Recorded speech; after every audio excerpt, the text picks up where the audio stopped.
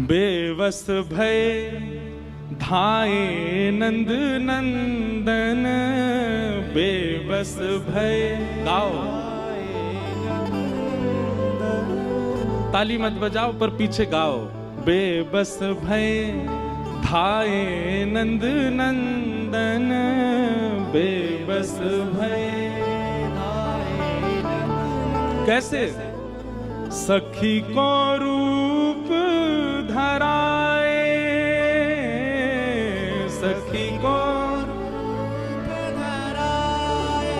किशोरी राधे, दधिमथ सुंदर लागे। किशोरी राधे दधिमथ। ठाकुर जी पहुंच गए बरसाने। अब नेक्स्ट किसी गोपी बन के गए, कोई ना रोको ही ना, सीधे पहुंच गए भवन में। चारों तरफ गोपियां खड़ी हैं और उन गोपीन की छोटी छोटी लाली खड़ी हैं। वहीं पर ठाकुर जी भी जाके खड़े हो गए।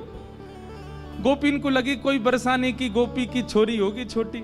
ठाकुर जी आके खड़े हो गए, चुपचाप देख रहे हैं। छोटे छोटे से हाथ हैं किशोरी जी के, नेक्स्ट किसी मथनी ऐसे मथ रही है। वहां में ते धीमे धीमे दधी नीचे जा रहा है, छाछ नीचे जा रही है, मक्खन ऊपर आ रहा है। ठाकुर जी के मुंह ते लार टपक रही है। बीच बीच में ऐसे अपने मुंह को साफ कर रहे हैं और बस योजना बना रहे हैं कैसे चुरा के भागूं याकू। इतने में ही कीर्ति मैया बोली, अरे चलो सखी, आज पहली बार किशोरी ने मक्खन निकालो है, या मक्खन को भोग कुल देवी को लगाएंगे। सब जाओ कुल देवी के यहाँ व्यवस्था करो, नए नए वस्त्र पहन के आओ। अरे लाली तू भी जा, नए वस्त्र पहन के आ, मक्खन लेके कुल देवी को पूजन करवे जाएंगे। कुल देवी को भोग लगाओ, कुल देवी को भोग लगाओ। सुन मोहन घबराए, सुन मोहन घबराए। हे सखी रूप में छल बल करके, सखी रूप में छल बल करके, माखन ले बन धाए, माखन ले बन धाए। सब सखियां सजवे जा रही हैं, किशोरी जी तैयार हुए गई हैं। वहीं मटकी में मक्खन रख के चली गई हैं सब, कि अब सब जाओ तैयार है लाओ। सब निकलती गई, ठाकुर जी वहीं कोने में छुप के खड़े है गए। और जैसे ही सब सखी गई, नेक्स्ट सी मटकी में नेक्स्ट से मक्खन। अब किशोरी जी ने कोई बहुत ज्यादा तो निकारो नहीं होगा, नेक्स्ट से ही निकारो। वहां नेक्स्ट से मक्खन को लेकर के ठाकुर जी वन की ओर भागे। और वन में भाग करके ठाकुर जी ने अपना श्रृंगार आदि सब उतारो, एक वृक्ष के ऊपर चढ़ गए। सहन नहीं है रोए, किशोरी जी ने मक्खन निकारो, याकू तो मैं प्रेम से पाऊंगो। कहा भयो, जैसे ही प्रथम मक्खन उंगली में लेकर के मुख से लगायो तो कहा भयो, माखन को जब अधर लगायो, माखन को जब अधर लगायो, गिरधर बेसुध पाए, गिरधर बेसुध पाए। ठाकुर जी ने जैसे ही मक्खन नेक अपनी जीभ पर रखो, वो एक बिंदु रखते ही नेत्र बंद है गए। किशोरी जी को स्मरण है लगो, तनिक तनिक से हाथन सो कैसे श्रम करके किशोरी जी ने मक्खन निकाल के मटकी में धरो। इन्हीं सब चिंतन में आकर के ठाकुर जी तो वहीं मूर्छित है के गिर पड़े, बेसुध है गए। एक हाथ में मक्खन लगा, दूसरे हाथ में मटकी, ठाकुर जी पड़े हैं बेसुध। श्री राधा श्री राधा श्री राधा श्री राधा, बस वही स्मरण चल रहा है मन में।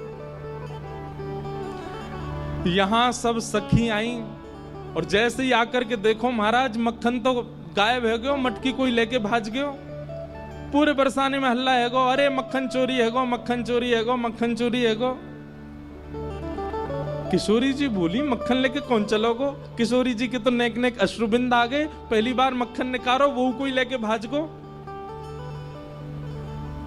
तभी किशोरी जी की छोटी छोटी सखियां ललिता विशाखा भी आई और बोले मक्खन चोर तो एक ही है पूरे ब्रजमंडल में।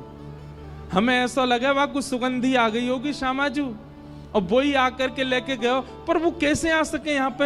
हम तो नेक देर को गए, इतनी देर में भी कोई ना आयो, द्वार आदि सब बंद रहते। विशाखा बोली, अरे बड़ो छग में भेजिए, नेक में ही गोपी बन जाए, कुछ तनिक सी छोरी बन के आएगो होगो, लेके भाजगो को, मैं सब जानू वाको।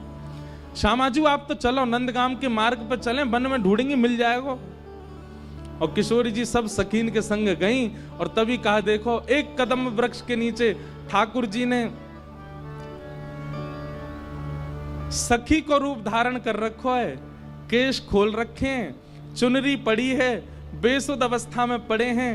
ठाकुर जी को नीचे छोटा सा लहंगा, लहंगा के नीचे छोटे छोटे पावन में छोटे छोटे नूपुर, हाथन में चूड़ी, और ऐसे मुखमंडल की कांति देख करके सब सखी पहले तो बेहोश कन्हैया की बलैया ले रही, कितने प्यारे लग रहे हैं। मुख पे मक्खन लगो, दूसरे हाथ में छोटी सी हंडी में मक्खन रखो है। किशोरी जी बोली देखो यहाँ पड़े हैं चोर, और लेके भाज गए, पता ना यहाँ सो कैसे गए।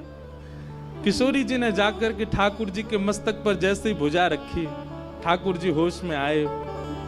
सब सखी बोली, हे श्यामाजू, आपके हाथ से निकसों मक्खन पावे की सबन की इच्छा, परंतु ये तो है ही ना सके कि आप कछु बनावे और श्याम सुंदर पहले नहीं पावे।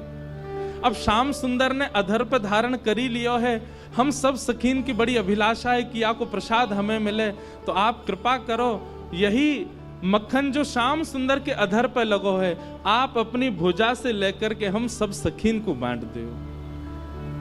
और ठाकुर जी के मुख पे लगो मक्खन ही सब सखीन में बांट दियो, और या तरीका से किशोरी जी के हाथ से निकसो वयो मक्खन ठाकुर जी ने प्रसादी करके पूरे ब्रजमंडल में बंटवायो है। बोलो बाल कृष्ण लाल की,